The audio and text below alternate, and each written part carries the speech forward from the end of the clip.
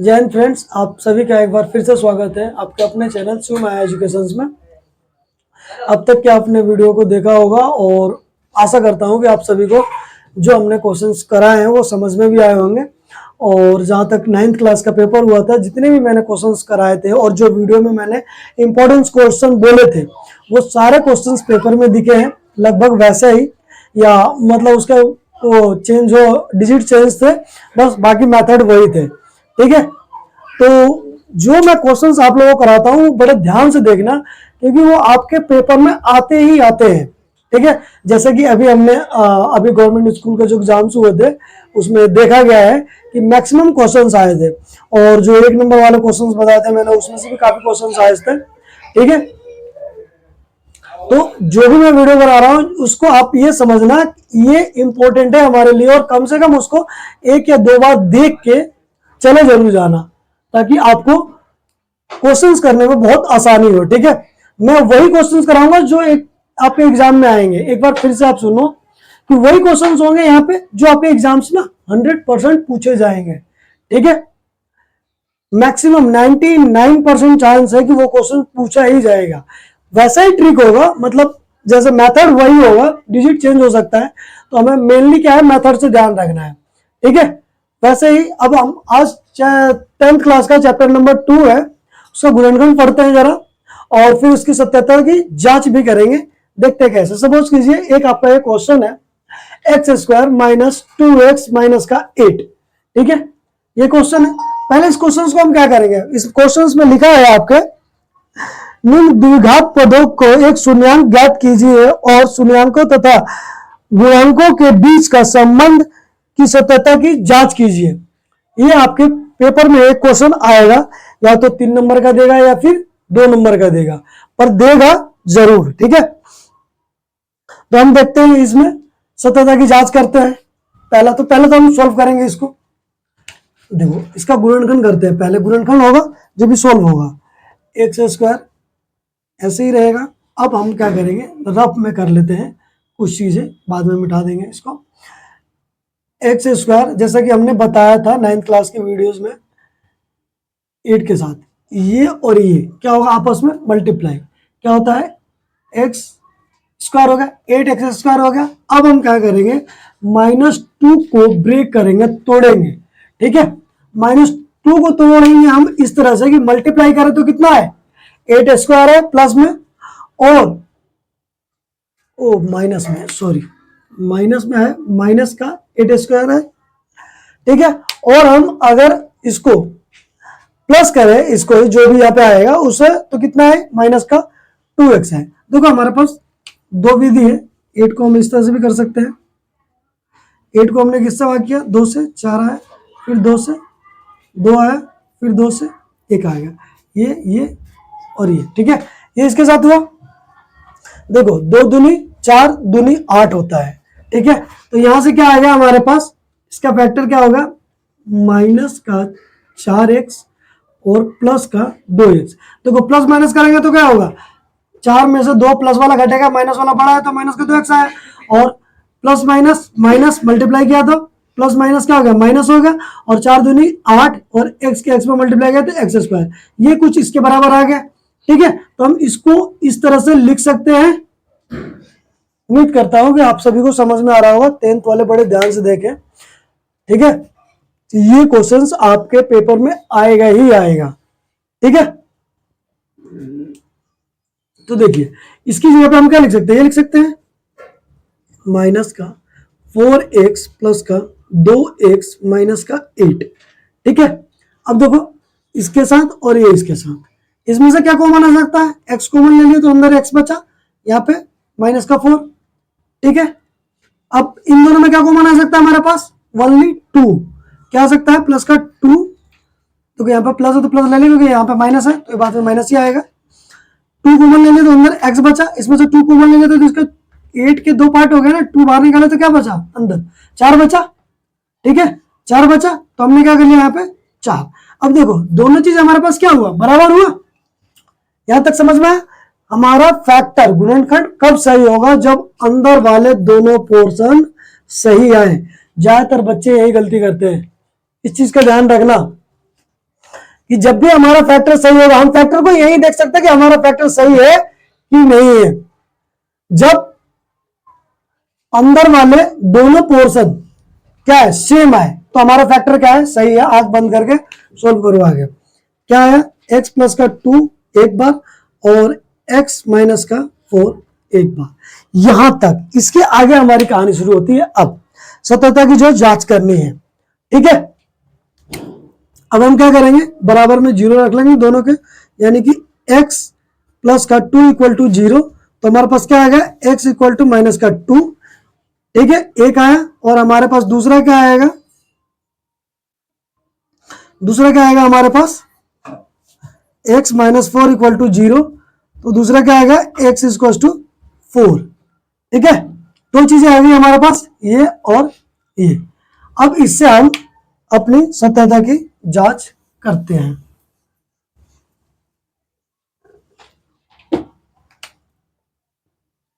आगे देखा, अब ठीक है, एक हमारे पास क्या है, अल्फा और एक बीटा। अल्फा और बीटा कौन कैसे लिखता है वो बात की बात है, जैसे भी अपना देख लेना। अल्फा हमेशा क्या होता है, प्लस वाला होता है। अल्फा क्या होता है, प्लस वाला होता है। और बीटा क्या होता है हमारा, माइनस वाला होता है। तो माइनस का 2, हमारे पास 2 पॉइंट आ गए। अब हम लिखते हैं सत्यता की जांच की जांच, यही करनी थी हमें जांच। इसमें हमारे पास क्या है, ये एक्स स्क्वायर माइनस का 2x माइनस का 8, इसमें एबीसी निकालनी पड़ेगी हमें। तो a इक्वल टू क्या है 1, b इक्वल टू हमारे पास क्या है माइनस का 2, ये तो आप लोगों को पता होगा। ये एक नंबर में क्वेश्चन आ जाता है, कभी कभी पूछ लेता है कि एबीसी की वैल्यू बताओ, तो हम ऐसे ही बताएंगे, ये चीज का ध्यान रखना, ठीक है। और c इक्वल टू क्या जाएगा हमारे पास 8। कभी कभी क्या होता है कि ये क्वेश्चन कुछ ऐसा दिया रहता है, एक्स स्क्वायर माइनस का 2x इक्वल टू 8 ये दिया रहेगा, और इसमें पूछेगा ए बी सी का मान बताओ, ठीक है, मान बताओ। तो अब कैसे बताओगे भाई, इसको इधर करना पड़ेगा। पहले हम क्या करेंगे, एक्स स्क्वायर माइनस का 2x माइनस का 8 इक्वल टू 0, ठीक है। अब हमारे पास क्या होगा, a इक्वल टू 1 हो गया, इसके साथ में कुछ नहीं होता तो 1 होता है। और b के लिए हमारे पास क्या हो गया, b के लिए हमारे पास क्या हो गया माइनस का 2। देखो साइन हमेशा साथ में रखेंगे। c इक्वल टू क्या होता है माइनस का 8। साइन का हमेशा ध्यान रखना, अगर तुमने 8 की माइनस की जगह माइनस हटा दिया ना तो तुम्हारा आंसर गलत, टीचर उड़ा देगा नंबर, इस चीज का ध्यान रखना, ठीक है। तो ये चीजें हैं,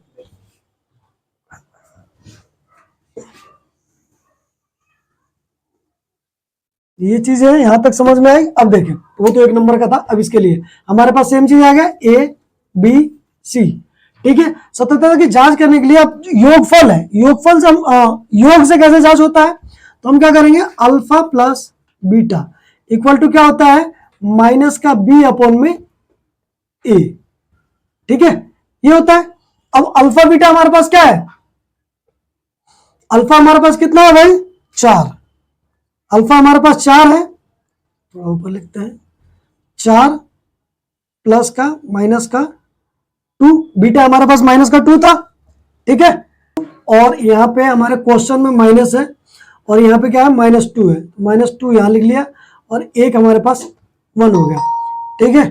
तो 4 प्लस माइनस क्या हुआ, माइनस का 2 हो गया यहाँ पे, equal to minus minus plus का 2 अपॉन में 1 को हम लिखते भी नहीं है, लिखे ना लिखे कोई फर्क नहीं पड़ता, तो हम 1 लिखने की जरूरत है नहीं, ठीक है। तो यहाँ पे क्या बचा हमारा है, 2 में से 2, 4 में से माइनस का 2 गया, 2 बचा हमारे पास, बराबर में ये 2, ठीक है।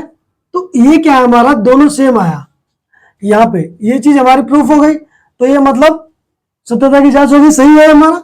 अब हम गुणांक में करते हैं, ये तो प्लस में था, ठीक है, योग में।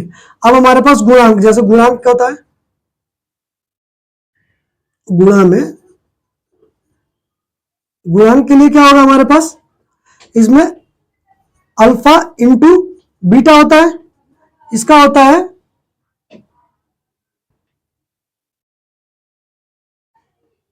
सी अपन में, ठीक है, इसका सी अपन में होता है। तो बीटा अल्फा, अल्फा हमारे पास कितना है, अल्फा हमारे पास फिर से 4 मल्टीप्लाई बीटा हमारे पास -2 इक्वल टू सी हमारे पास कितना है, माइनस का 8,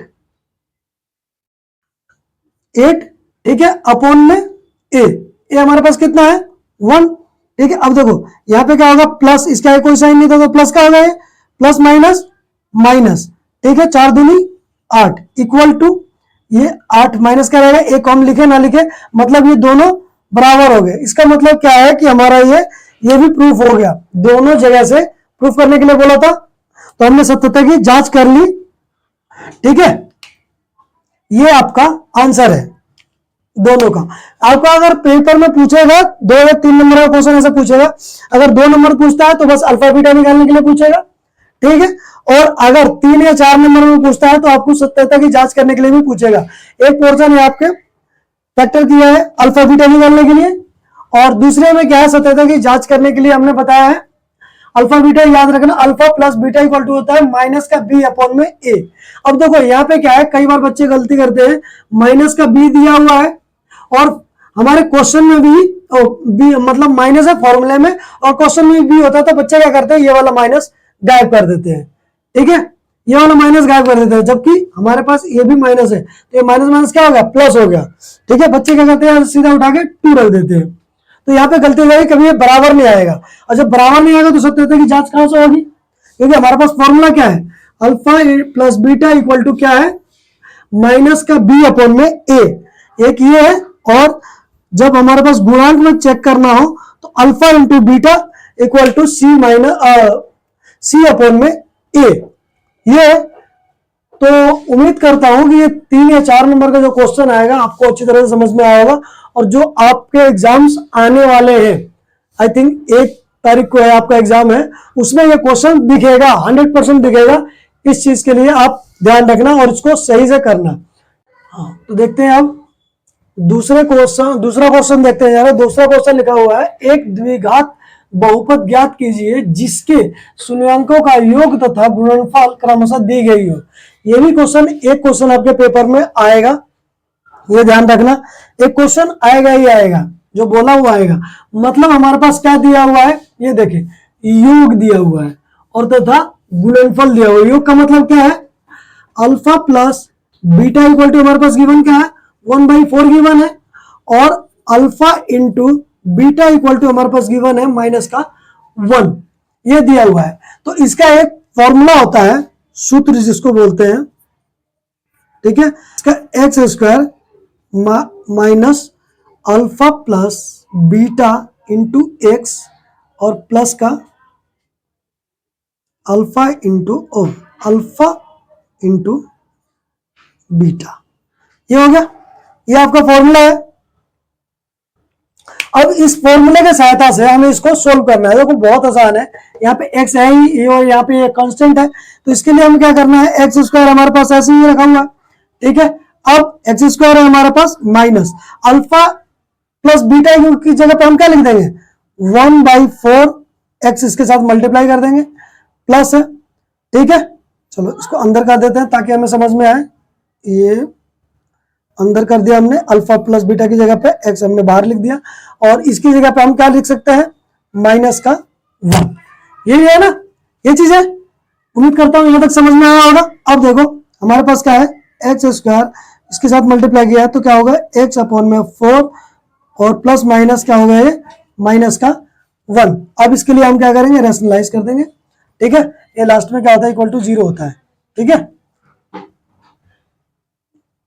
इक्वल टू 0 के बराबर हम लगा देंगे तो हमारा सॉल्यूशन आएगा।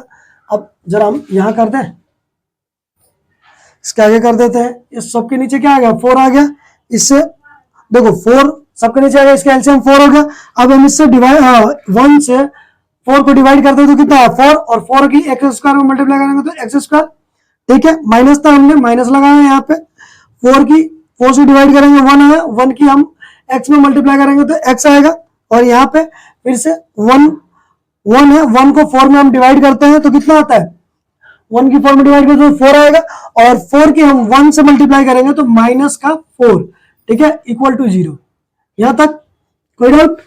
अब क्या करेंगे हम, 4x स्क्वायर, देखो इस पर क्रॉस मल्टीप्लाई कर देंगे तो इसके साथ 1 के साथ क्या होगा, 4x स्क्वायर माइनस का x माइनस का 4, और ये 0 के साथ मल्टीप्लाई होगा तो 0।